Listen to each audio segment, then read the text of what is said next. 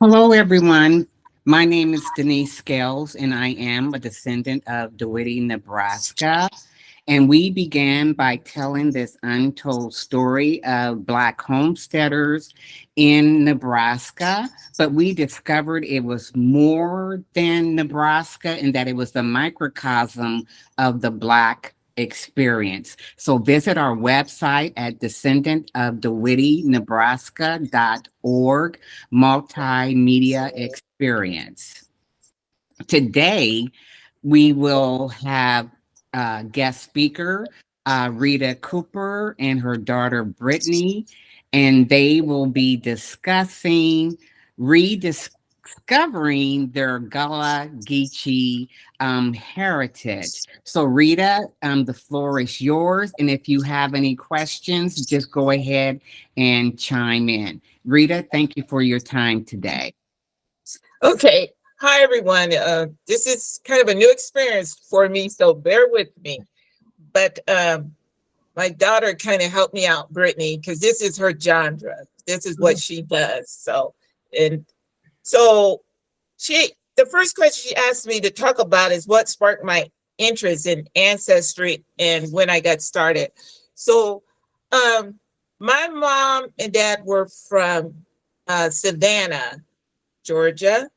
And my mother always talked about her grandmother, Mary B., who was from White Hall Plantation, the Ladies Island. So she always talked about the Sea Islands and the Ladies Island. So she talked about this her whole life, and she always wanted to go back. So I would say 20, maybe 20 years ago, I started doing research here in the Omaha Library, going through the census, and I finally found her family on the census. It took me about 3 weeks going through the little microfilm, and I found um, her father, her family on the census, and I also did the same thing for my father. And then I didn't do anything for, I don't know, maybe 10 years, and my interest was re-sparked by my grandson, who came to me one day and told me that they were discovering they were talking about slavery in school. And that's what re-sparked my interest, because I felt that if they were teaching slavery in school, they should also teach the children about the Slavs, who were the white slaves. And so that's what restarted my interest in the ancestry. Okay, so that's and we were here because my father was in the Air Force, and this is where he retired.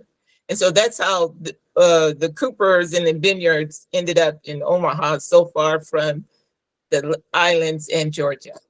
Okay, Brittany. Okay, and I'm Brittany Jones Cooper. I'm Rita's daughter, and she compiled so much information about our family. And along with my aunt Rhonda, they put all the information in a book and gave it to us. So that's what kind of sparked my interest in our ancestry. And then after my grandmother passed in 2019, I was reading more about her life story, and she was talking about growing up in Savannah and talking about where her family was from. And I just had this desire to go see it. And I also started writing a book about her, just to sort of, probably process the loss of her. And it just inspired this interest in knowing where we came from even more. And so I got on ancestry.com, and my mom had to go to the library. Luckily now everything's online. And I was able to find some of those same documents. And I proposed to her that we take a trip down to Beaufort and the Sea Islands and Ladies Island and see where our family originated. And my mom was gung-ho. Even after the pandemic, she was like, yes, let's go. So before we get too far into it, we thought it would be maybe nice to show you just a 50-second clip of our trip before we start talking about our experience. So bear with me. I'm going to share my screen here. And all right, here we go.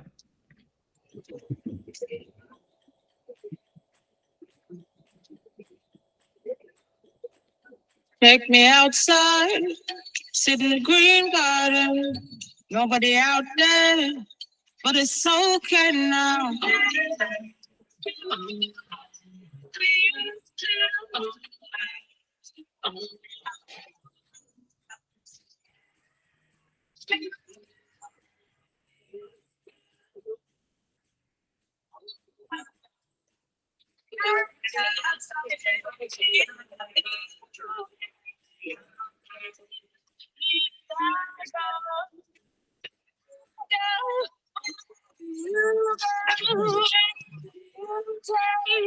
Me, I go.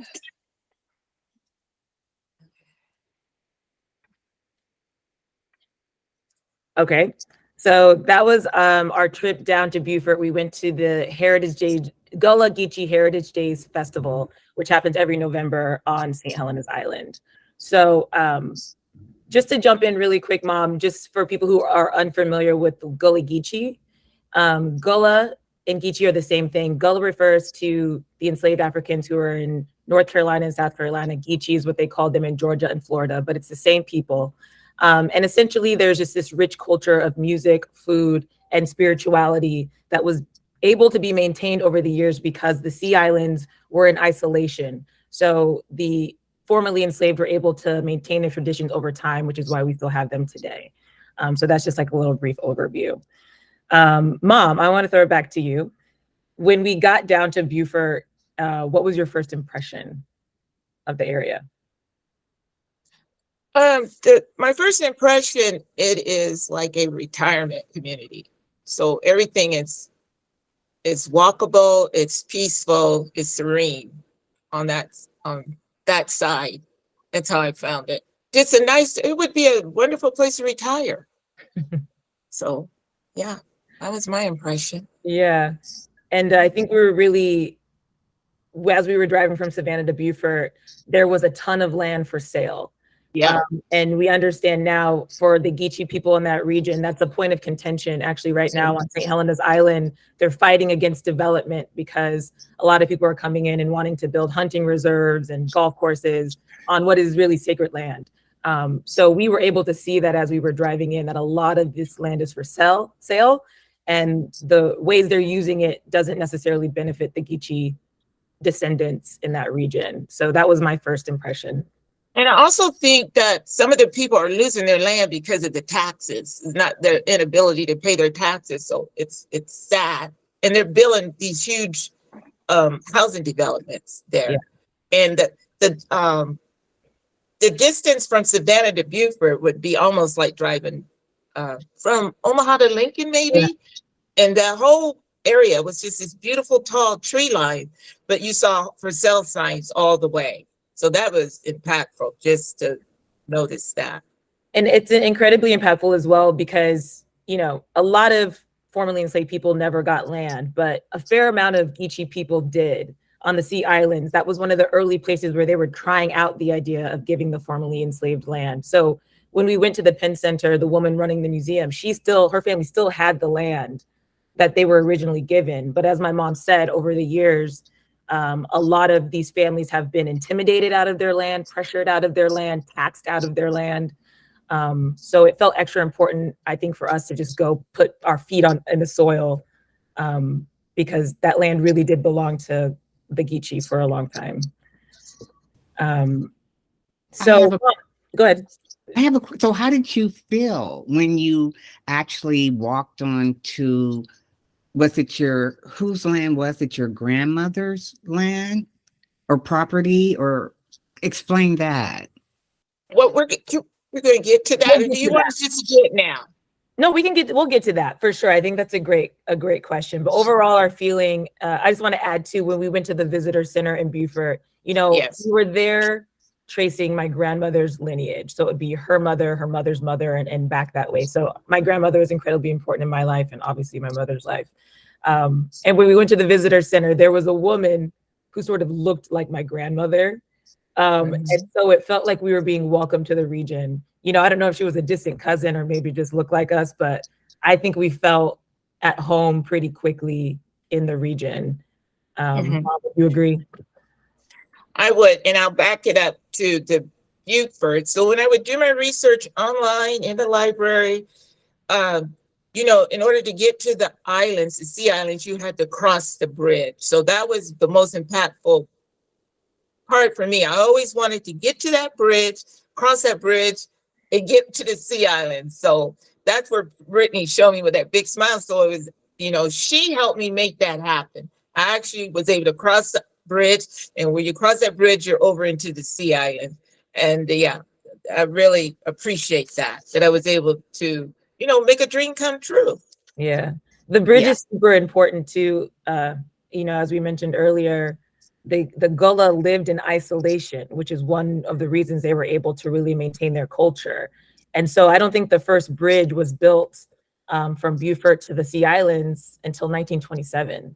So it really was a big momentous thing when that bridge was built. And that's why my grandmother, I think, remembered it in such vivid detail and would mention it in that way, is because it really did connect the Sea Islands to Beaufort, which in some ways, had negative impacts on their life because it brought in more street traffic, but then also gave them more access to Beaufort and jobs and things that they needed to grow their community.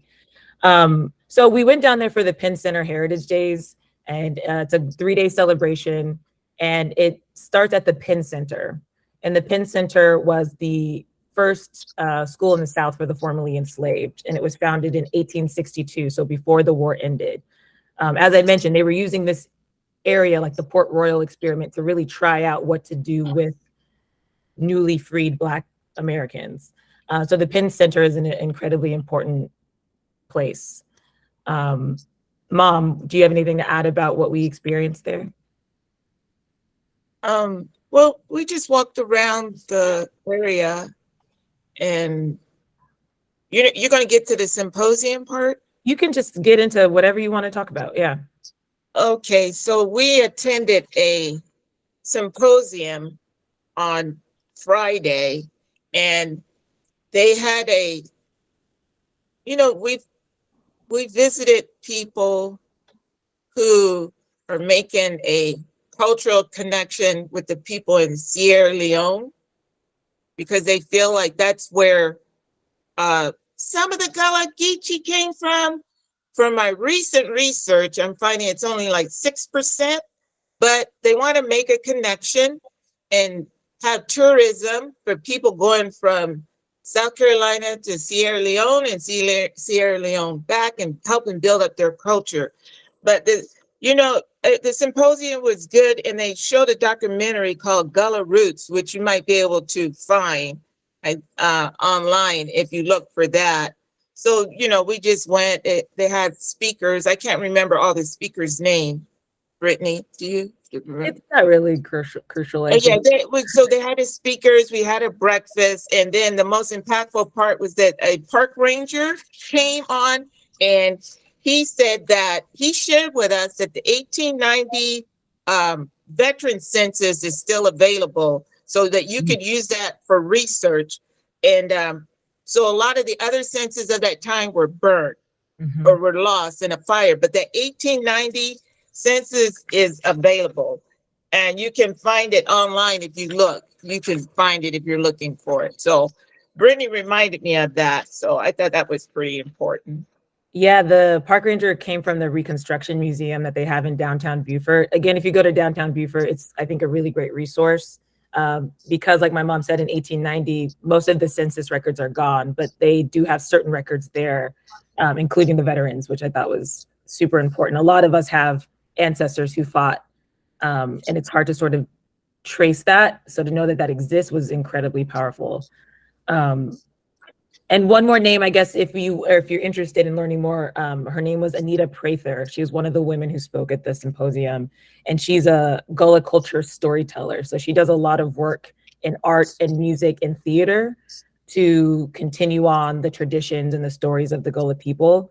And she sees that as like her purpose. And I think it was really powerful to meet somebody like that who is so deeply entrenched in her history and making sure that we're preserving it going forward. Okay. All right, so then Saturday was where we're gonna move to. So every day we would take a little drive. It was a hurricane coming through. And so, crossing that, we were a little skeptical of going across back and forth over that bridge because we didn't know how high the water would come. So on Saturday, we were able to go back over. And then Brittany started driving around, and we started looking for the Whitehall plantations. And There are two. They were owned by the Hayward family, and Thomas, he was. Did you say what broke part of the Declaration? Yeah, Thomas Haywood Jr. signed the Declaration of Independence. And Right. so he and his family, his brothers, owned multiple plantations in Colleton County. And they named two of them Whitehall. So we knew pretty strongly that the Whitehall in Colleton County was where Mary B was born, but we also visited the Whitehall in Jasper County, just in case. Just in case. So the one in Colleton was the one that was so peaceful. It was a hunting lodge. It was so beautifully kept up. Tree line, the oak trees, which Brittany found out were built by the slaves. And it was just beautiful. And so I had mentioned to Brittany, it was so hard to believe that there was trauma in this place because it was so upkept. Then we went to the other Whitehall in Jasper County, where they had the burial plots for the Hayward. And it was just, they had a few tombstones there, and then they had a place where the house stood, which had burnt down, and behind the house you could see the marshes. And that place was not upkept. It was traumatic. So the energy there was just still very traumatic energy. Yeah. We felt. I'll say the Whitehall in Colleton County, which is the one in the video that you were able to see. I'm with my mom. It was really beautiful and really peaceful. And when I really thought about it, Mary B, my great-great-grandmother, was born in 1885, which would be after the Civil War. So she would have been born free. And I almost think maybe we felt that way. It's because that was the first place our family was free.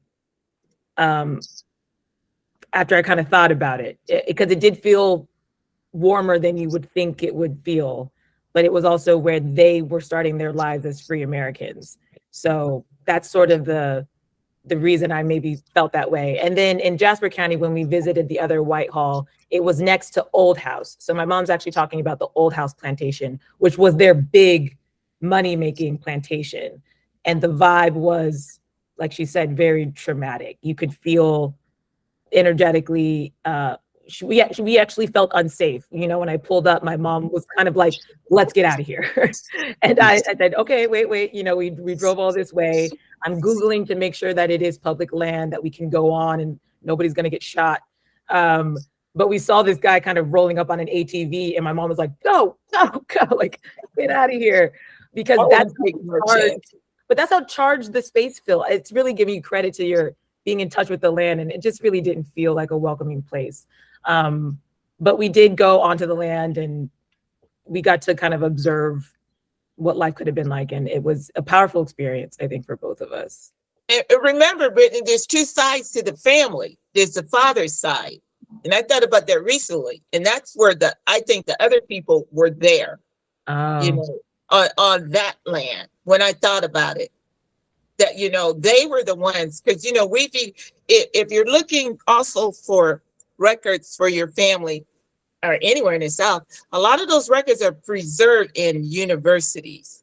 So all the letters that they exchange between each other, it's harder to do the research on the internet now as you could do 10, 20 years ago, because virus had jumped on. But if you go deep enough, I was able to find my way into South Carolina library, the university library, and you get into a file, and it was letters that they wrote each other, that you could find. So if you do your research deep enough, what I'm trying to say is that they did not destroy their records, not even one letter. They must have just moved it over to the university library to preserve it. Okay. Yeah, that's a really good note. So yeah, that was our experience visiting the plantation. I mean, that's such a powerful experience, I think, for anybody to have. I'm really happy that I got to do that with my mom as well. And something that I wanted to do that was kind of less her flavor, but for me, going to this place where my ancestors lived felt really spiritual for me. And I think this generation approaches spirituality in a different generation than my mom's, or in a different way than my mom's generation. So it felt really important for me to find a way to have a spiritual practice down there. So there was actually an energy healer and a doula named Tamika, and it's called Energy Evolution, and it's on St. Helena's Island. And she's also a Gullah descendant, and she grew up on a neighboring island. And I went and had a Reiki session. And if you don't know what that is, it's essentially like an energy cleansing. And it was a really positive experience. But what was cool is that afterwards we talked to her, and she shared so much knowledge of the islands and growing up there and her grandmother. And there felt like this really deep connection again to us feeling like welcome, because it is still an isolated community. And at times you don't always feel welcome there. But Tamika really brought us in and shared a lot of really interesting knowledge about Gullah ancestry.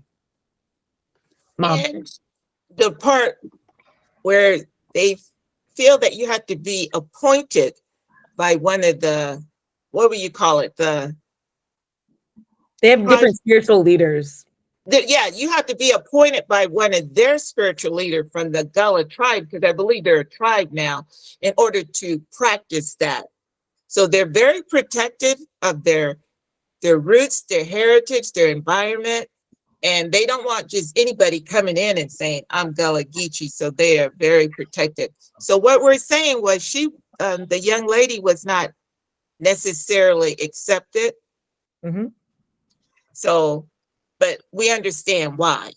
Yeah. And they also have a video about that up on YouTube also that you can find. So, but the young lady was very, I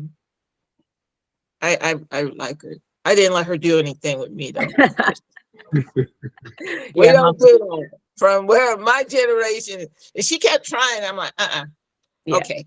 She didn't want to, but afterwards I kind of teed that up because she started sharing about like the Gullah Wars, which was something that we didn't know about, that I just wanted this group to maybe have access to. Do you want to say anything, Mom? No. Oh, okay. Well, yeah, the Gullah Wars are just something that we didn't know existed. And essentially it showed that there was an active resistance for 100 years. So I think we're taught a lot. My mom, again, was saying, what we're teaching kids in school about slavery is one thing, but they kind of explain slaves to be docile or just sort of resigned to their condition. What we learned in the Gullah Wars is that there was 100 years of active resistance. And that is something that we just wanted to share and make sure that like the kids in our family know, is that we've always been fighting for our freedom and fighting for our land. And the Gullah Wars are something that are not in history books, but were a very prominent thing that impacted the history of our country. Okay. And we ended at the video she saw, the festival at the end, that was really nice to go participate in that. So it was a 3-day event, and it was, we'll go again. That was the Penn Heritage, but we'll go again for the Gullah Geechee. So we have one more event to go down there for, where we could get, just for their celebration. So it was very nice. It just felt so good to be there celebrating with the Gullah Geechee people, under the beautiful trees, the tree moss. We were just mesmerized by it. The people that live there. So, every day, I guess they said they had bugs or something in them, which is the only reason I wasn't dragging some home. But it was so beautiful just hanging down off of the tree. So we were under those moss tree-lined trees with the people, and they have just a lot of, they're very artistic, very creative people. So I bought this little painting, but yeah, you could buy paintings or different little things like that. And a lot of the young girls, they took their art and made little postcards and different things. So they're very, they're very artistic. Yeah. Yeah.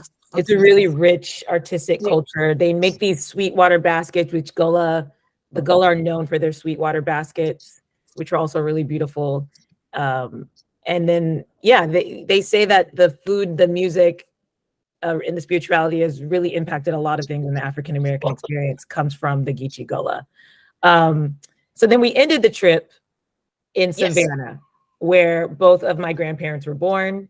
and we connected with my grandmother's lineage. So we connected with her nieces and nephews and their children, my mom's first cousins. It was my first time meeting any of our family outside of our Nebraska crew. So that was just really amazing for me. Mom, what was it like for you to connect with your cousins and see that side? It was just good to reconnect and talk. And we had a very nice dinner. So Yeah. that's how we did. So did they know that you guys were coming? They knew Yes. you were coming. Okay. Yeah. Okay. They knew we were coming and we made it happen in Savannah. We're like, okay, we're going to be back this day. My mom's cousin, Kathleen, got her crew together. And it was just really cool for me to hear them talk about, because, oral history is so important. And we have the oral history passed on from my grandmother, who was passed on from Mary B. And I just can't reiterate how important that was in our search, is to have that oral history. So then to talk to the Vineyard cousins and hear their oral history and sort of connect even more dots and hear their personal stories is just like one of those really priceless things that I'm really happy that I got to do with my mom. Okay, so can we take the last 5 minutes, and if you have a question, go ahead and just chime in and they'll answer. I've got one. Okay, Delbert. So you talked a lot about the spirituality. What we've tried to do here at Descendants of DeWitty is connect what we call the threads of tapestry. And that's a challenge because Africa is such a large, massive continent. So the spirituality goes all the way back to the Egyptian mystery systems, which is way back with the pharaohs. And we've actually traced that back to Mali. There was Dogon. There's a Dogon tribe in Mali, which are descendants of the pharaohs, and they were deep in the spirituality too. Now, we hadn't gotten to Sierra Leone, but I thought I would just share that with you if you want to continue to try to trace those threads back to spirituality. Is probably the most effective way of doing that. And we know that goes all the way back to the Egyptian pharaohs. Yeah. I really do think it is, I'm not necessarily somebody who is deep in my religion, but I'm a deeply spiritual person. And I think as I've started this ancestry journey, I'll pray to specific ancestors now. Now that I know their names, now that I know their stories, if I need a certain strength, I'll pray to that ancestor. And I think that's just super important to keep that connection in your family and honoring them in that way. All right, Joan, go ahead. Hi, good morning from our side, morning. Your presentation was so interesting, your facts.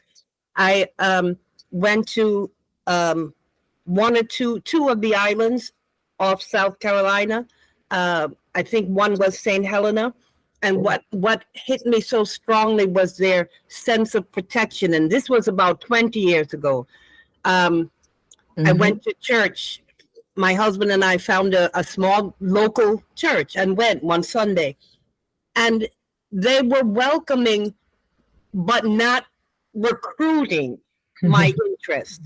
And I found that so interesting. It was like, yeah, you can be here. We like that you're here.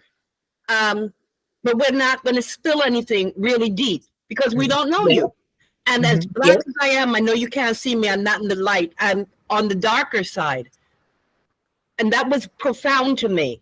And at first, I kind of, I took a slight umbrage to it, but then I understood exactly. We have some problems here in our culture, and we love having them, and we want to preserve them, but we're not just throwing them away to anyone. You're 100%, 100%, and it's still that way. Still that way. Yes. And I was fascinated by Geechee Gullah. The whole Caribbean connection and African connection and so on. But I also broke it down in my readings and my talking to several people there. What is particular about you? Because if you're a culture nut, as I am, you know that everyone has some little unique thing about themselves. And I saw something unique in Geechee Gullah. Specifically in the language, which you sort of noted, their language that they are working to preserve for that reason, to make sure that people still know how to speak it. It sort of sounds like a Creole. If you're unfamiliar. And I'm sure everyone has listened to Sun M. Show, who's at Harvard. So he's good with that. How do you feel about him and his work, if I may ask? I'm unfamiliar. On YouTube. He's a professor at Harvard. Okay. The only Harvard Black teacher teaching the language, Geechee Gullah. Oh, Yeah, so just YouTube him and pop right up. yeah, Okay. absolutely. And for those interested too, the Gullah Geechee corridor runs from Virginia, I believe, down to Florida. And so you can go to Gullah Geechee corridor.org and you can see some of the preservation efforts and learn more about what they're doing there. It's really fascinating. Thank you Okay. again. Okay, with that, our time is up. We want to thank Rita and Brittany for taking their time out today to spend with the descendants of DeWitt, Nebraska. We'll be back on May the 27th, and our speaker will be Delbert DeWitt, and he will talk about the Blacks in America. And so we hope that you'll come back with us again on May the 27th for our next podcast. And so I just want to thank you again for your time today, and we'll see you in a couple of weeks. Bless. Thank you for having us. Thank you, everybody. You're Bye-bye. welcome. Bye-bye. All right. Bye-bye.